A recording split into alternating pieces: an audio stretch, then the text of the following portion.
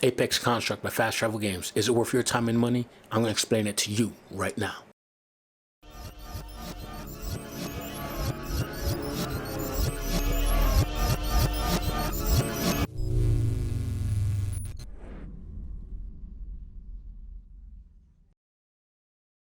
Apex Construct is a post-apocalyptic single-player action-adventure that is available on the Quest, Rift, and Steam VR for $19.99 USD. It is also cross-buy on the Oculus platform.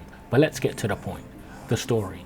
You are the only living human in a shattered world, ripped apart during the shift, an extinction-level event that nearly wiped out all organic life, leaving two powerful sentient AIs, father and mother, in an everlasting conflict over control and power. Guided by Father as you explore the unknown to uncover many secrets, facts, and riddles to solve the mysteries behind the shift, all while fending off Mother's robot minions.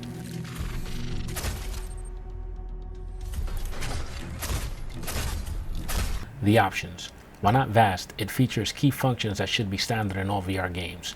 You have free locomotion settings, teleport type, comfort settings to include a locomotion cage and vignette adjustments, rotation type that supports both snap and smooth turning, the ability to choose your dominant hand, and other settings to assist with gameplay. Also not present in the settings, at the start of every new game you get to choose a difficulty, followed by whether you want it to be a standing or seated experience. I would recommend a chair that swivels if you choose seated.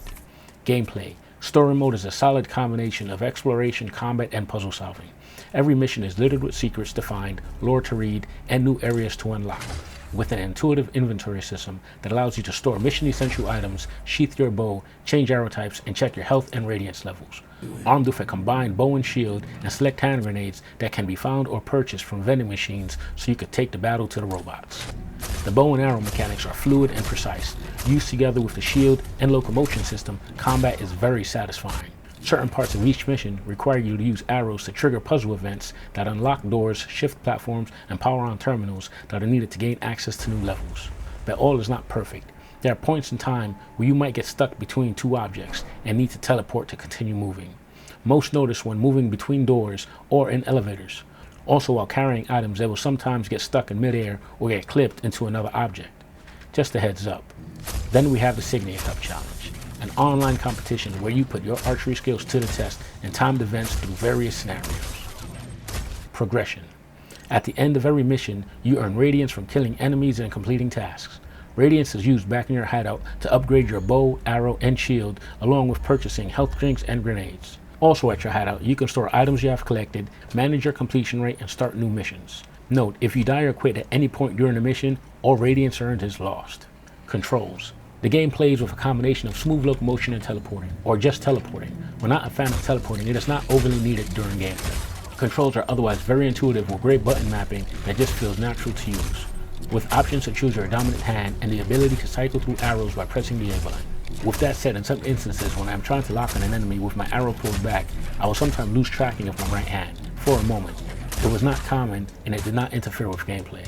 Enemies. Designed to look like cybernetic animals, we have crab variations, leopards, and bears. They are vicious and travel in packs. As you progress through the game, they get upgraded as well, with more health, better weapons, and abilities like teleporting. Graphics. The game looks a lot like its PC counterpart, right down to the bow and shield. While not overly detailed nor high resolution, the visuals are clean and easy on the eyes. The art style, pastel colors, and environments capture the mood, feel immersive, and runs perfectly smooth on the Oculus Quest. Conclusion. While not perfect, Apex Construct is currently the most complete VR action-adventure game available on the Quest. It has its flaws with random clipping and the occasional loss of tracking, but the story is full, options are plentiful, gameplay is solid, progression works, controls are fluid, enemies are fierce, and graphics are good.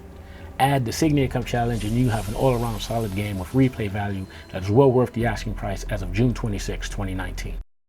Well, that about sums it up. Will you be picking up Apex Construct? Let me know in the comments below. Did you find this review useful or not? I want to know that too. Your opinion matters. And as always, I'm Marcus. Thanks for watching, and I'll see you in the next one.